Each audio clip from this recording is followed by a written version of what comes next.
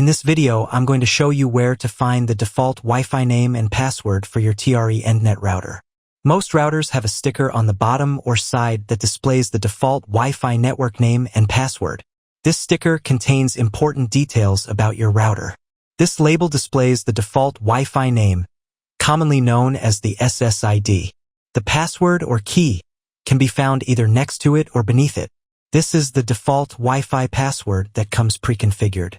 If a network name is visible and does not require a password, it indicates that the network is not secure. To enhance your security by changing these credentials, take a look at my other video. You can find the link to the video in the description below. If you can't find your Wi-Fi on the network or if the password is incorrect, you will need to restore your TRENdet router to its factory settings. You can find the instructions for this in a separate video linked in the description below. If you found this video helpful, kindly give it a thumbs up and share your thoughts in the comments.